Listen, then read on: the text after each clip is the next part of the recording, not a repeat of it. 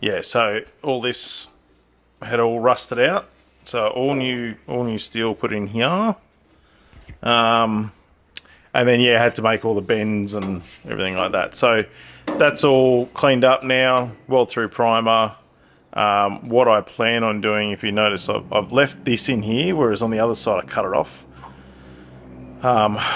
I'm actually going to weld on top of this because that's where the bumper bar goes onto. To actually have a little bit more support in there is probably going to be a bit better. And I don't care that I'm going to have like a lap weld there. I'll butt weld all this, but that'll have a little lap weld there. But again, it's going to be hidden anyway. So also this side here had a little bit of a ding in it. So I've sort of, as you can see, I've taken to it with a hammer and dolly, and what it means is that has to push in. So I'm actually going to plug weld the bottom here, so clamp and plug weld the bottom, and then I'll bring it up and I'll put my little clamps in and I'll clamp them together, and then that will bring that back down to where it's meant to be, to give all that support in there. So let's have a crack. So I've gone through and I've drilled out holes to be able to do plug welding. So that's fine. But what I want to show you is I recently picked up these. So these are what they call Clico pins, and they help you when you're doing sort of, you know, metal work and that. So if you drill a hole like that, I think it's like a 2.5 mil. So these are like 1/8 Clico pins and that. But if you drill a hole and put it in position, you can push those in and then put that in there and it holds it in position. So it means that you're not having to try and stuff it around just like that. So I now know that that's in a good position there. So that's all lined up there. That's lined up with that. As you can see, there's a gap there, but I've actually got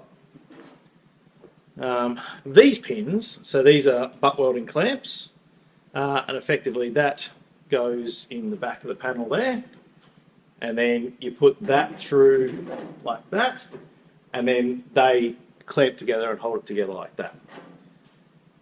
So what I'm going to do first though is I'm going to clamp this down here. But I'm going to plug weld these, so that's, I know that that's in the right spot there. So then I can then pull that down and then start to stitch weld that, or start to butt weld that. So that's the plan. Let's crack into it.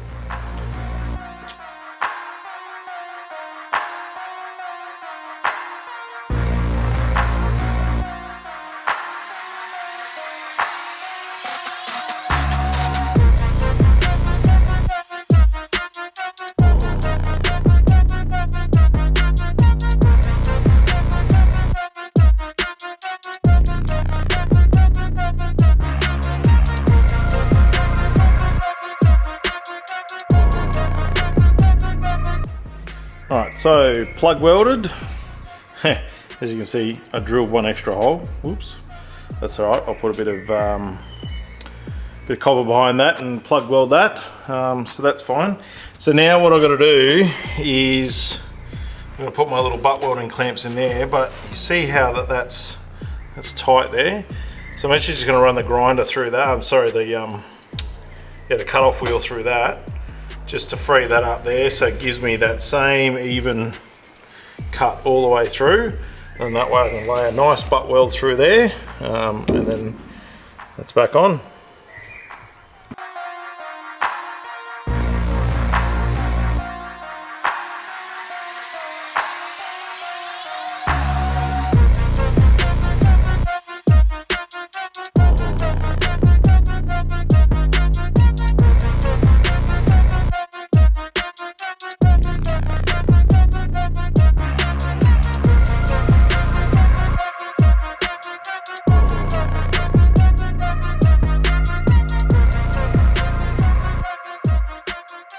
Alright, job done. Just got to do some grinding now, just to smooth that off. Now I'll probably have to hit it with the the hammer and the dolly. Yeah, tried to keep the warpage under control, but yeah, invariably it always still ends up, you still get a little bit. So I'll just knock it flat after I grind it. As you can see with the plug welds, so you obviously try and put a bit of heat into them. So you know, just obviously hold it in there and then just keep filling it up. And it makes it look a bit like a spot weld. And then once we grind these off, that's all held into there. What I also did is I just put a couple of little seam welds in the back there. That's why I just blew out on that bit there, but that's all right. And then remember I had an extra hole there, so I just got a piece of copper in the back here and can plug all that in. So that's where that back panel comes up to. So that's all welded on the back there as well. Yeah, and the reason why we butt weld, butt welding is much better because you then get the penetration through. So if we were to go inside, you'll be able to see, oh yeah, that's not too bad. Yeah, so see how you can get, you see the weld on the other side as well. So it's a much stronger weld. Get in there, yeah, much stronger weld. So that'll last a lot longer. Anyway, I'll grind this off now, and that's probably about it for that part of the job. You may or may not be aware, I'm Restomoding it. So what that means is I'm keeping it looking original, but everything underneath of it will be brand new and modern and everything like that. And so part of that process is going through and working out the engine combination and that. So I'm going a V6, so Commodore V6, and so fuel injected V6 with a 4-speed auto. The one that I've got's out of a VP Commodore. So these, they bolt basically into them with a conversion kit.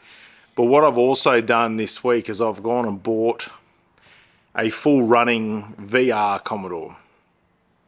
So that's it over there.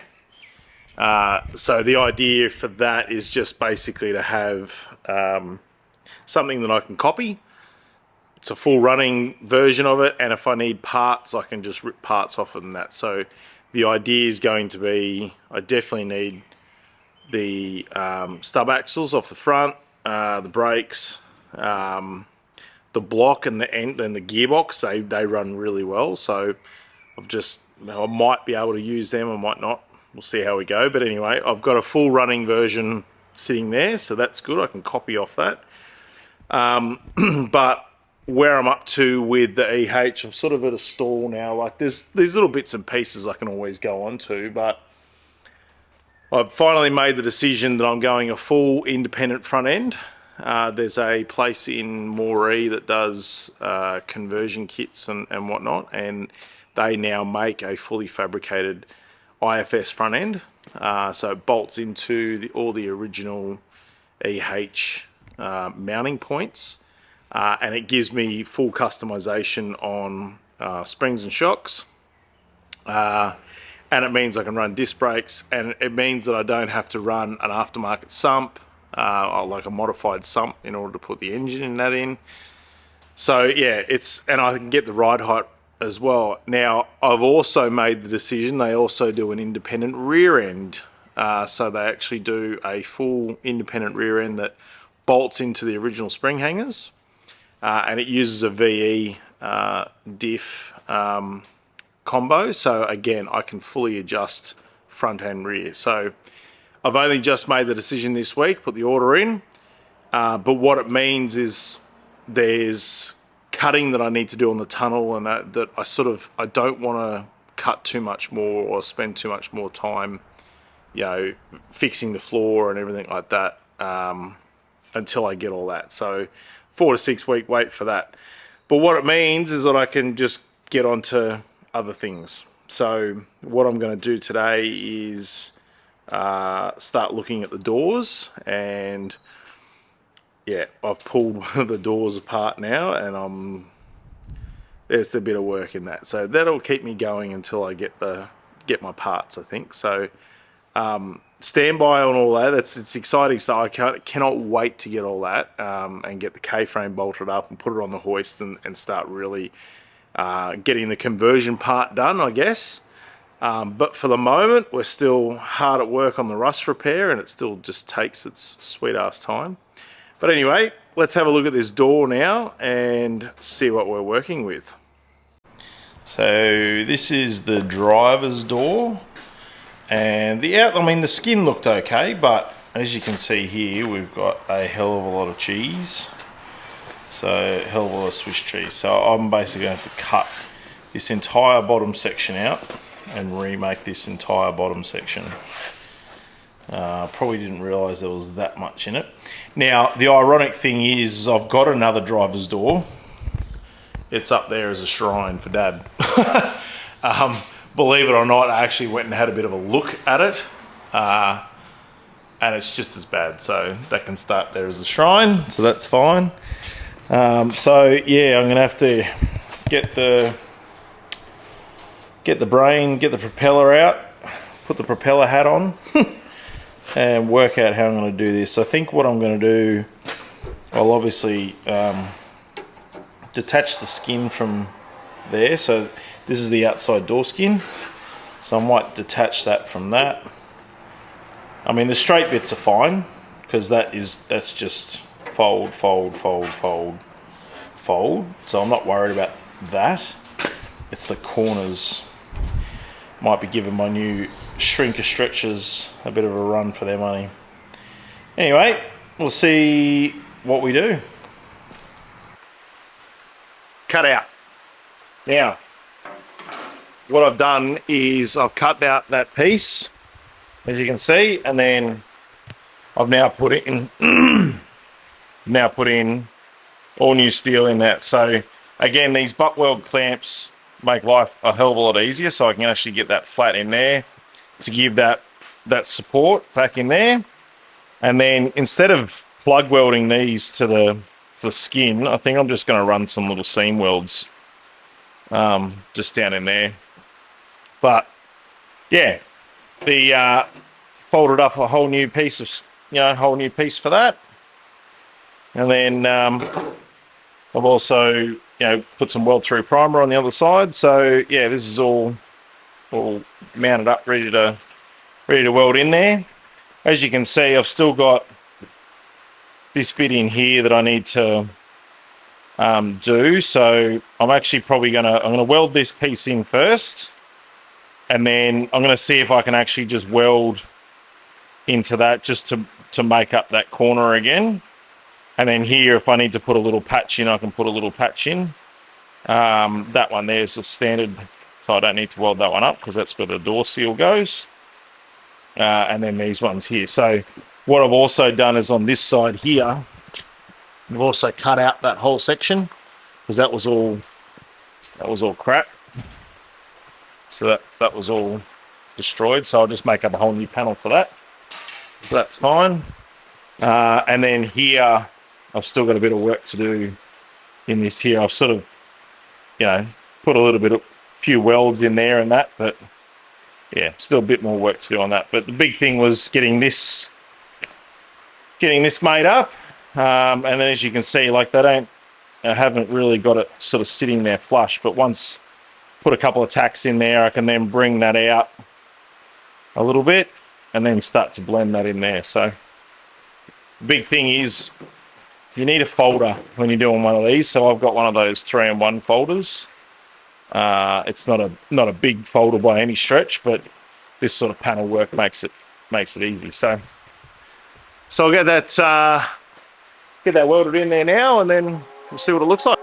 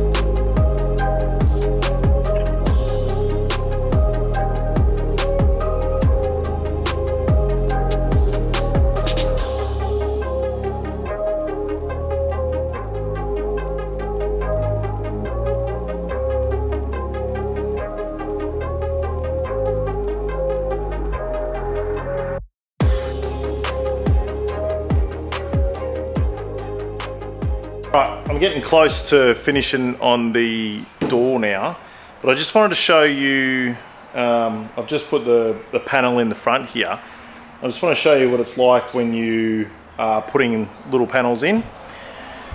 So it's all about controlling the heat.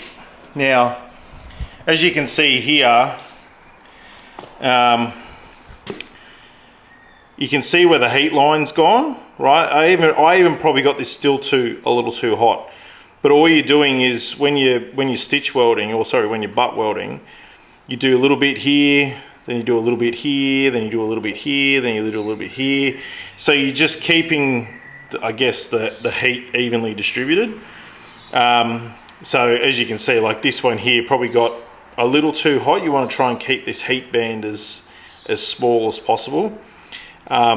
And what I'm finding is, if you look at so you can see how it's actually sunk in a little bit, right? So I'll have to, I'm just going to grind these welds back, and then I'll probably have to sort of bring it up a little bit, like sort of tap it from the back and bring it up a little bit. I mean, I'll get most of that when I do the fill work anyway, so I'm not overly concerned by it. But yeah, you shouldn't put too much heat in these panels when you're doing it. And as you probably saw in the time lapse when I've got the clamps in there. So I've got the clamps in there, and I'm basically just feeling to make sure it's flat, so that the weld's actually flat. So what I can do is I can put a dolly in behind there, and I can tap it out and finish it out with the hammer and the dolly. So I should be able to get it fairly flat. But yeah, it's all about controlling the heat and making sure you're not putting too much heat into the panel to warp the panel. So yeah, we're getting pretty close to finishing this door now. So stand by and we'll see the finished product. So I'm pleased to report we're all done. I've bolted up back onto the car again just to check the gaps and line all the gaps up. And although I've got to, you know, obviously do it properly later on, I just wanted to make sure that it was all nice and flat and that, so which it is. I've just got to do a bit more repair on this, so I'm going to get in the back there with a bit of dolly and knock that out a little bit, and then I'm going to probably trim off. So when I did this sill panel, I put the door up and it was pretty tight through there, so clearly I put this sill up a little bit. But what I'm going to do, I'm just going to take a little bit off the door, because that's a nice line that's running through there now. So I'll just take a little bit off that door, and that'll bring that gap up nice. And then yeah, all new steel. So all new steel. That's the go. So job done. Yeah, so doing that corner was a bit of a pain, but got there in the end, which was good. So yeah, that's that job done. The good news is the passenger door isn't as bad, so that shouldn't take me as long, but that'll probably wrap it up for this one. Obviously, yeah, I'm doing just small updates at the moment because it obviously takes a long time. The rust repair, you know, you spend like today, like how long did that's taken me probably 8 hours to do, as an example. So yeah, obviously the updates don't happen really quickly, but you get to see the full effect of what it takes to restore one of these cars as a full bare metal respray and cutting out all the rust repair, like cutting out all the rust and doing it properly. So you can slap some bog on it and be done in half the time, but that ain't gonna last that long. So thanks for tuning in. Don't forget, if you're liking this this content, just make sure you like and subscribe and do all the good stuff, and we'll catch you next time.